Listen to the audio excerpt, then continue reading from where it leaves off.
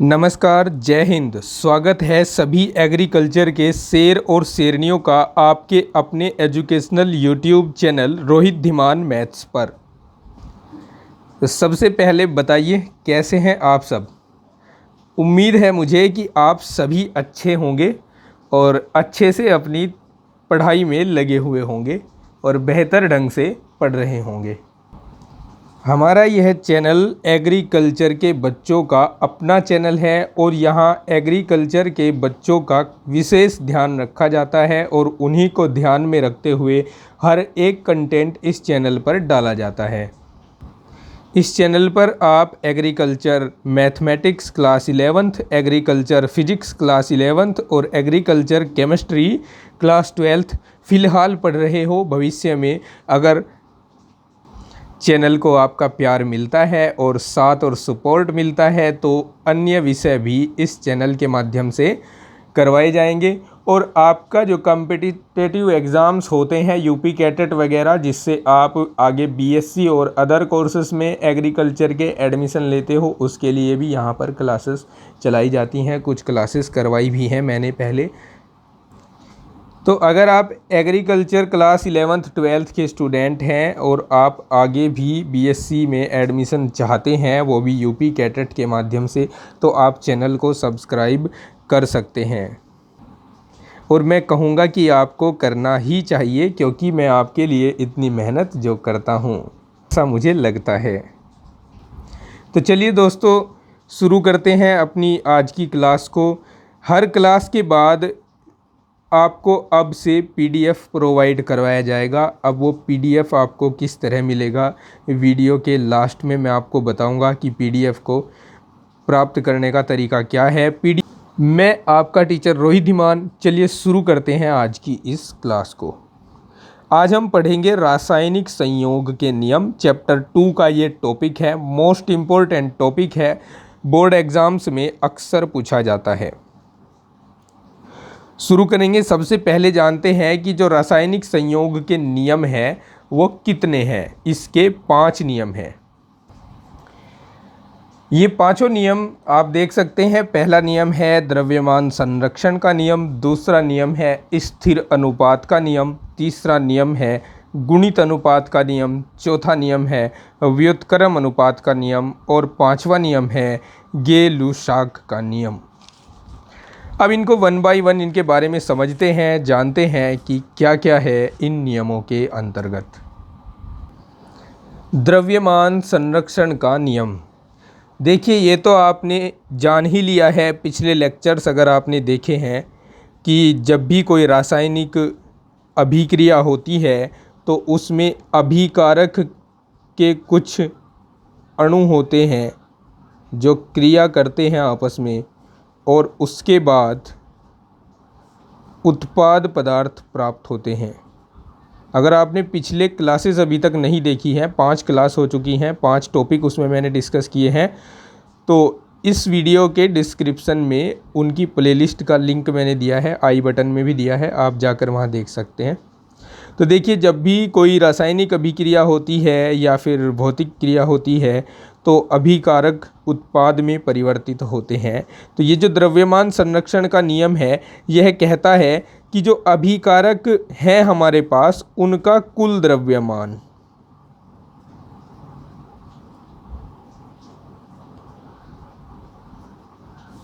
अभिक्रिया के पश्चात, चाहे वो अभिक्रिया रासायनिक हो रही है या फिर भौतिक हो रही है, तो अभिक्रिया के पश्चात जो उत्पाद बनता है उनका कुल द्रव्यमान यह बराबर रहता है, द्रव्यमान बदलता नहीं है।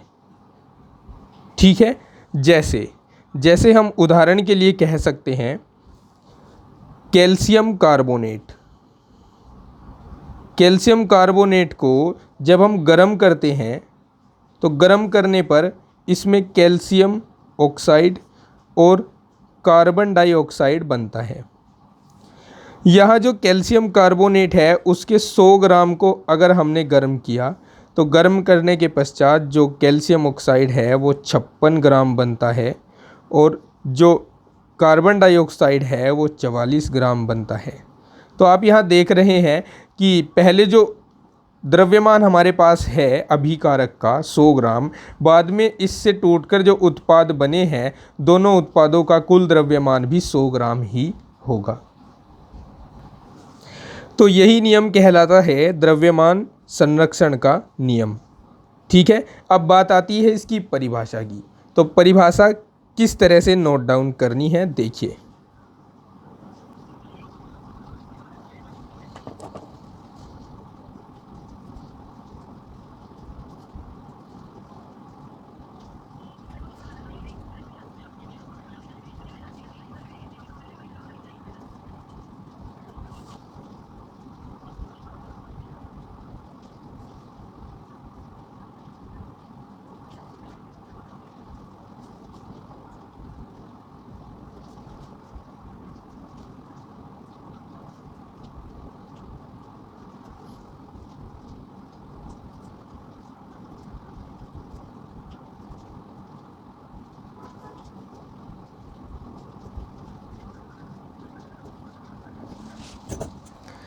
देखिए, आप देख सकते हैं कि परिभाषा को इस तरह लिखना है कि किसी भौतिक या रासायनिक अभिक्रिया से प्राप्त उत्पाद का कुल द्रव्यमान अभिक्रिया में भाग लेने वाले अभिकारक के द्रव्यमान के बराबर होता है। यही द्रव्यमान संरक्षण का नियम है। इसको हम दूसरी भाषा में इस तरह भी कह सकते हैं कि किसी भी भौतिक या रासायनिक अभिक्रिया में द्रव्य न तो कभी नष्ट होता है और न ही उत्पन्न होता है, बस वह द्रव्य एक रूप से दूसरे रूप में परिवर्तित हो जाता है। जैसे कैल्शियम कार्बोनेट बदल गया कैल्शियम ऑक्साइड और कार्बन डाइऑक्साइड में। तो हम इसको इस तरह भी लिख सकते हैं इसकी परिभाषा को।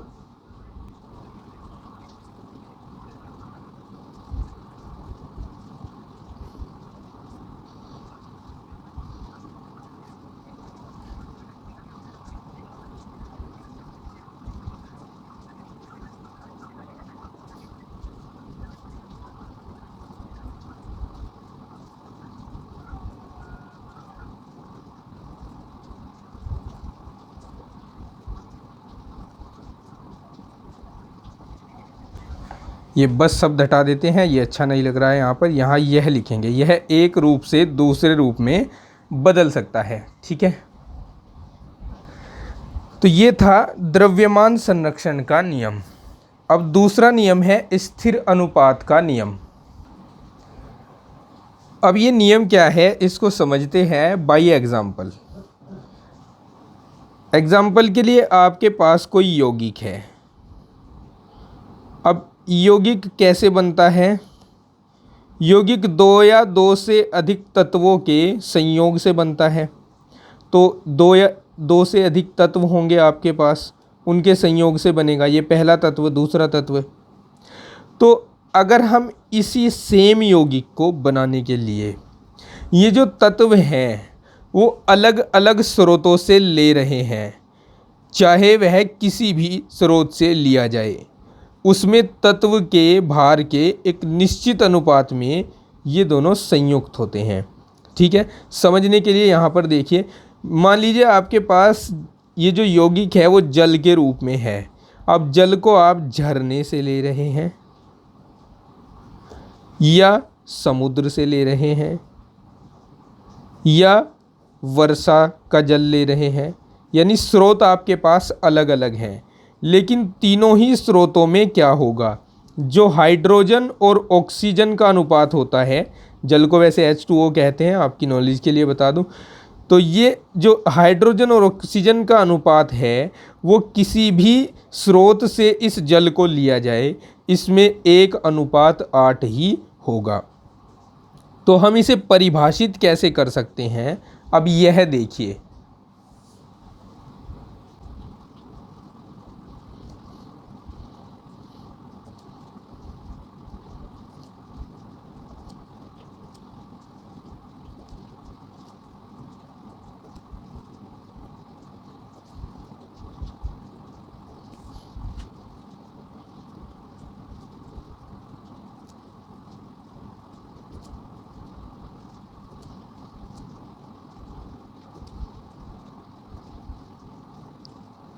तो परिभाषा को हम इस तरह लिखेंगे कि प्रत्येक यौगिक चाहे वह किसी भी स्रोत से प्राप्त हो उसमें तत्व भार के एक निश्चित अनुपात में संयुक्त होता है। तीसरा नियम है गुणित अनुपात का नियम। अब यह नियम क्या है इसको पहले समझते हैं। मान लीजिए आपने दो तत्व लिए हैं, एक तत्व है A और दूसरा तत्व है B। ठीक है, आपने इन दोनों तत्वों को आपस में संयोग करवा के चार अलग अलग तत्व प्राप्त किए हैं, यौगिक प्राप्त किए हैं। तत्व तो नहीं कहेंगे उनको, दो या दो से अधिक तत्व मिलकर यौगिक बनाते हैं तो उनको यौगिक कहेंगे। आपने चार अलग अलग यौगिक प्राप्त कर लिए।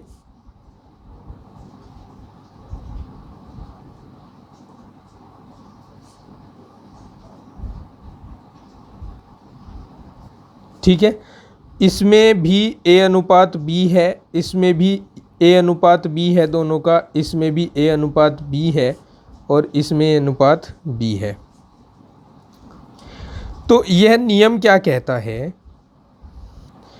कि जब दो या दो से अधिक तत्व आपस में संयोग करेंगे या दो या दो से अधिक प्रकार के यौगिक बनाएंगे तो किसी तत्व का विभिन्न भार जो दूसरे तत्व के भार से संयोग करता है परस्पर सरल अनुपात में होता है। नहीं समझे? देखिए कैसे समझोगे। मान लीजिए कि इन A और B के संयोग से ये चार यौगिक बने और इनमें जो ये पहला वाला अनुपात है ये सब में निश्चित है, ये वही है, सब में सेम है। तो B का अनुपात अलग अलग होगा, हर यौगिक के लिए B का अनुपात अलग होगा। अब अगर हम इन चारों यौगिकों के लिए इस B का अनुपात देखें तो यह एक सरल अनुपात होगा। सरल अनुपात का मतलब यह छोटी छोटी संख्याओं में आएगा, जैसे 1:1:1:1:2 या 1:2:1:1, इस तरह से जो छोटी संख्याओं में होता है 1 2 3 तक उसको सरल अनुपात बोला जाता है। ठीक है, अब इस बात को उदाहरण की सहायता से समझते हैं, उसके बाद इसकी परिभाषा को लिख लेंगे। हम दो तत्व लेते हैं, जैसे एक हमने ले लिया कार्बन और दूसरा ले लिया हमने ऑक्सीजन। ठीक है, अब इन तत्वों के संयोग से हमने दो अलग अलग यौगिक प्राप्त किए, एक तो कार्बन मोनोऑक्साइड और एक कार्बन डाइऑक्साइड।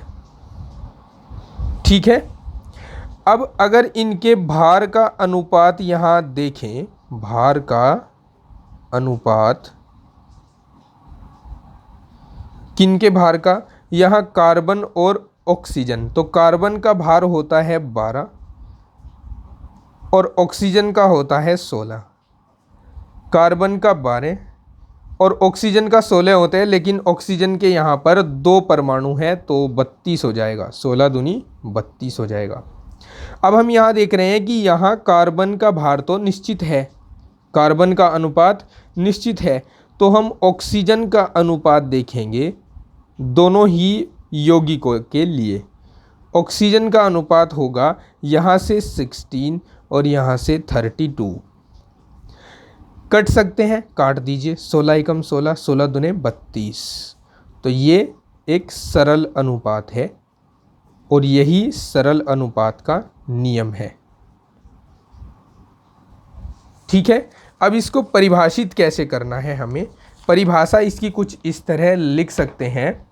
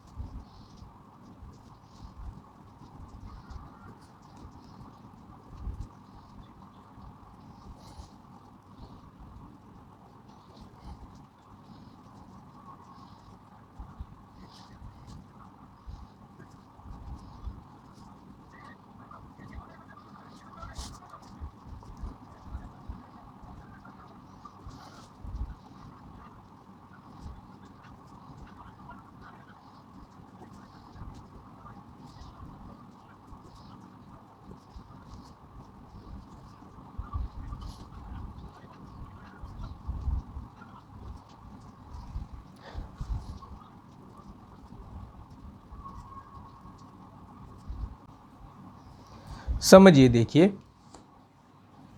जब दो या दो से अधिक तत्व आपस में संयोग करके, दो तत्व आपस में संयोग कर रहे हैं, कार्बन और ऑक्सीजन, दो या दो से अधिक प्रकार के यौगिक बनाते हैं। दो यौगिक बनाए इन्होंने, कार्बन ऑक्साइड और कार्बन डाइऑक्साइड, कार्बन मोनोऑक्साइड और कार्बन डाइऑक्साइड। अधिक प्रकार के यौगिक बनाते हैं तो किसी तत्व का विभिन्न भार, अब विभिन्न भार क्या है, किसका है, यहाँ पर ऑक्सीजन का, यहाँ पर 16 है, यहाँ पर 32 है। दूसरे तत्व के निश्चित भार से, निश्चित भार किसका है, कार्बन का 12 और 12, संयोग करता है तो परस्पर सरल अनुपात में होता है। परस्पर सरल अनुपात में कौन होगा, ऑक्सीजन का जो भार है वो परस्पर सरल अनुपात में होता है। आप देख सकते हैं यहाँ 16 लिया और यहाँ 32, दोनों का अनुपात निकाला 1:2, जो कि है सरल अनुपात। इसे ही कहते हैं गुणित अनुपात का नियम। चौथा नियम है व्युत्क्रम अनुपात का नियम। अब इस नियम में क्या होता है कि यहाँ दो अलग अलग तत्व तीसरे तत्व से संयोग करते हैं, तो जो उनके द्रव्यमान में अनुपात होता है वही अनुपात होता है जिस अनुपात में वह संयुक्त होते हैं। नहीं समझे? समझिए उदाहरण की सहायता से। मान लीजिए आपने दो तत्व लिए, एक तत्व ए और एक तत्व बी, और एक तीसरा तत्व है आपके पास सी। ठीक है, आपने यहाँ पर इन दोनों और इन दोनों को और इन दोनों को, इनको संयोग करवाया। इनका संयोग हुआ ए अनुपात बी में, इनका संयोग हुआ ए अनुपात सी में, और इनका संयोग हुआ बी अनुपात सी में। ठीक है, तो जो यहाँ पर इन दोनों का अनुपात है, उनका फिर से अनुपात अगर निकालें, कहने का मतलब है कि जो ए अनुपात सी है, अगर उसका अनुपात फिर से बी अनुपात सी के साथ लिया जाए तो वही अनुपात आएगा जो ए व बी का है, या ए व बी के अनुपात का ए अनुपात बी का पूर्णांक गुणक आएगा। ठीक है, पूर्णांक गुणक। अब बात को समझिए कैसे। सपोज दैट आपने ए और सी का अनुपात लिया और बी और सी का अनुपात लिया, यह अनुपात आपके पास आ गया 1:2। तो या तो ए अनुपात बी का अनुपात 1:2 ही रहा होगा, ये भी 1:2 ही आएगा, दोनों क्या होंगे, सेम होंगे। या फिर इसका ए अनुपात बी यहाँ है 1/2 कह सकते हैं इसको, इसका पूर्णांक गुणक होने का मतलब किसी पूर्णांक संख्या से इसमें गुणा हुई होगी। जैसे 2 से गुणा करा दे तो 2 से 2 कट जाएगा, यहाँ 1:1 रह जाएगा। समझ गए? पहले परिभाषा लिखते हैं, उसके बाद उदाहरण के माध्यम से समझते हैं।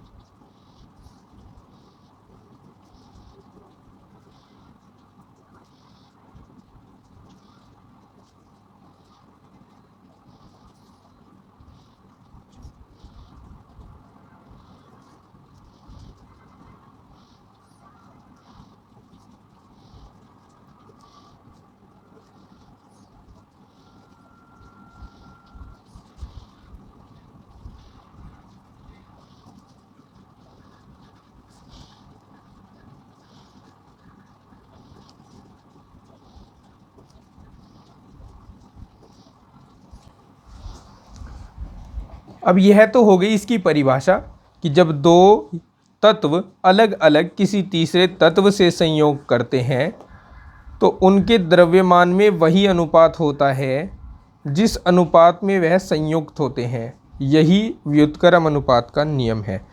उदाहरण के लिए आप समझिए इसको, क्योंकि बिना उदाहरण के इस नियम को समझ पाना बड़ा कठिन है। उदाहरण के लिए हम 3 तत्व लेते हैं, ऑक्सीजन, सल्फर और हाइड्रोजन। ऑक्सीजन और सल्फर को मिलाकर हम एक यौगिक बनाते हैं। क्या बन सकता है? SO2 बन सकता है। Sulphur dioxide. हाइड्रोजन और ऑक्सीजन को मिलाकर क्या बन सकता है? जल बन सकता है H2O, और हाइड्रोजन और सल्फर को मिलाकर हाइड्रोजन सल्फाइड H2S बन सकता है। ठीक है। अब यहाँ अगर हम देखें, यहाँ पर H2O में H और O यानी हाइड्रोजन ऑक्सीजन का जो अनुपात होता है वो होगा, क्योंकि हाइड्रोजन का जो भार होता है वो 1 होता है और यहाँ पर 2 हैं हमारे पास हाइड्रोजन के परमाणु, तो यहाँ 2 आ जाएगा, और ऑक्सीजन का होता है 16।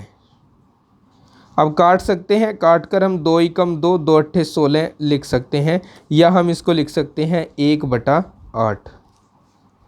ठीक है। अब इसमें आ जाइए हाइड्रोजन सल्फाइड में, इसमें H/O यानी हाइड्रोजन और ऑक्सीजन का अनुपात, ये 2 अनुपात हाइड्रोजन का होता है 1 और 2 परमाणु है इसलिए 2, और सल्फर का होता है 32। तो काट सकते हैं इसको, 2 एकम 2 और 16 दूनी 32, तो ये आ जाएगा 1/16। ठीक है। अब अगर हम पुनः इन दोनों का अनुपात लें, जैसे मैंने आपको यहाँ बताया था कि A अनुपात C का जो भी अनुपात आया है, B अनुपात C का जो भी अनुपात आया है, अगर उनका फिर से अनुपात लें, जैसे यहाँ 1/8 अनुपात 1/16 लिया जाए, या हम कह सकते हैं अनुपात का मतलब भाग होता है, तो 1/8 भाग 1/16।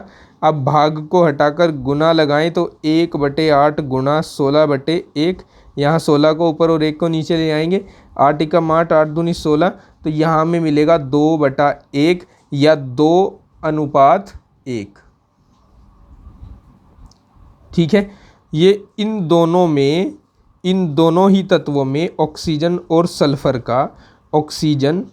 सल्फर का अनुपात आया है।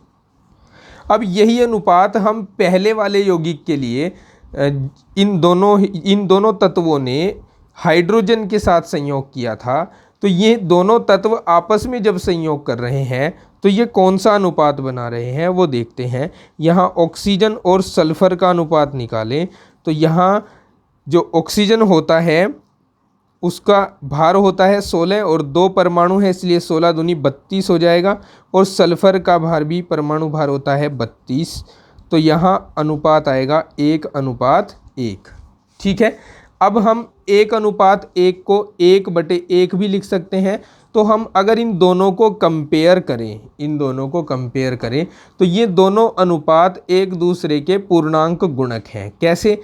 1:1 है हमारे पास यहाँ, इसमें हम पूर्णांक 2 से गुणा करवा दें तो ये 2/1 हो जाएगा, और यही अनुपात आया है हमारे पास इन दोनों यौगिकों में से ऑक्सीजन और सल्फर का अनुपात लेने पर। वही अनुपात आ रहा है जो पहले ऑक्सीजन और सल्फर के यौगिक को यानी सल्फर डाइऑक्साइड को बनाने पर मिल रहा था।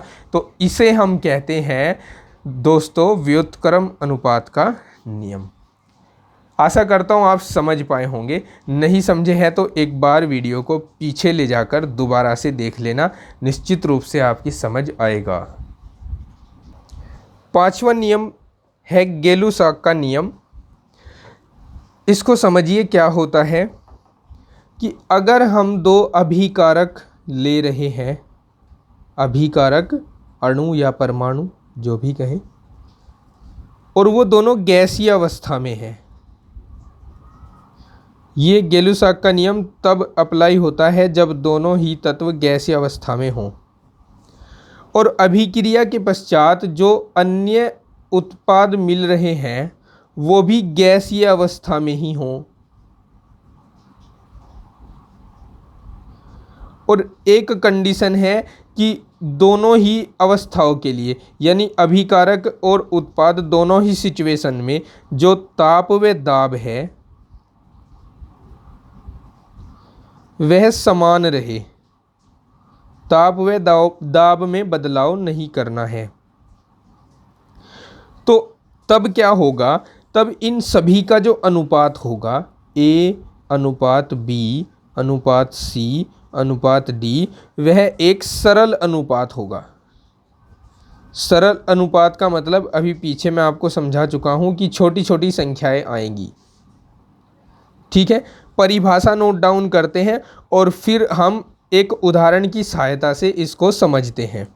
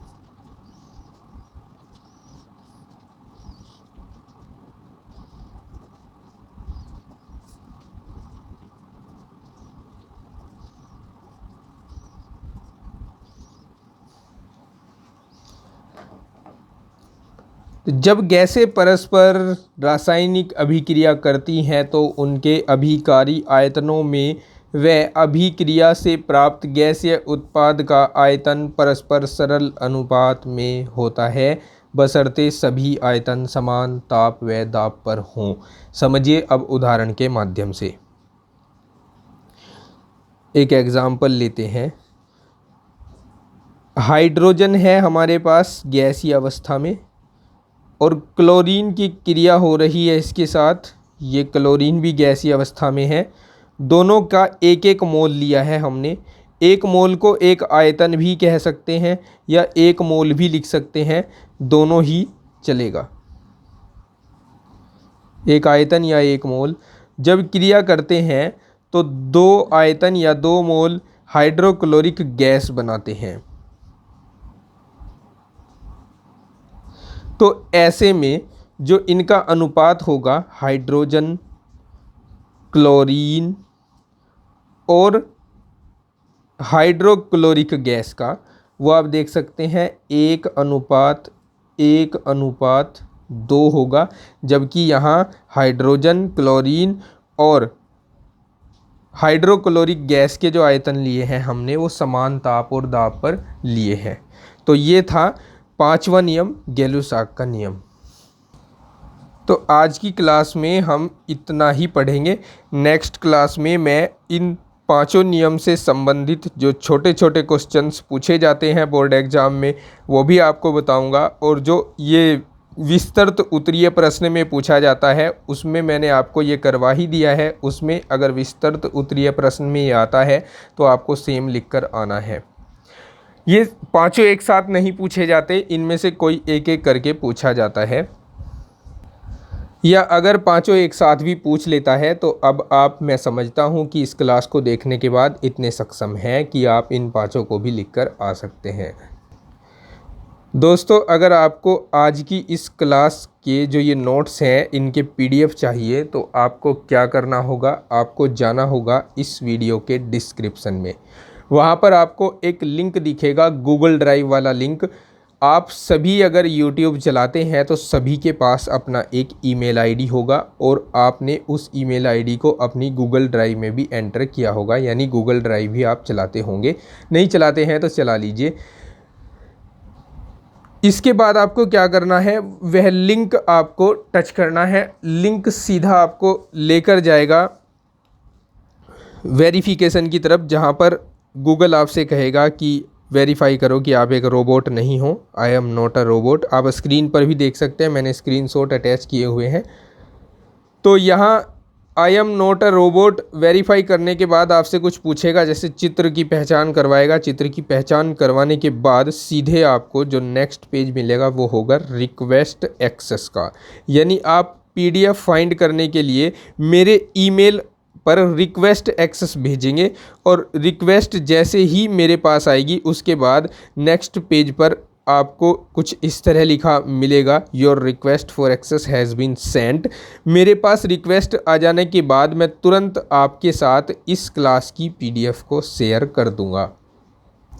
इसके लिए कोई चार्ज नहीं है, ये बिल्कुल फ्री है। बस आपको केवल इतना करना है कि आपको मेरा इस चैनल का, आपके अपने चैनल का सपोर्ट करना है, इसको लाइक, शेयर और सब्सक्राइब करना है। साथ ही बताना है कि मेरा पढ़ाया हुआ आपको कैसा लगता है, क्लासेस जो मैं आपको देता हूँ वो कैसी लगती हैं। साथ ही जल्द ही आपके लिए एक व्हाट्सएप नंबर भी मैं अवेलेबल करवाने वाला हूं, जिससे आप सीधे मुझ तक संपर्क स्थापित कर सकें और अपने जितने भी डाउट्स हैं वो व्हाट्सएप नंबर के माध्यम से मुझे पूछ सकें। मैं आपके सभी सवालों के जवाब देने की पूरी कोशिश करूंगा। चलिए दोस्तों, मिलते हैं अगली क्लास में। तब तक के लिए take care, bye bye, have a nice day.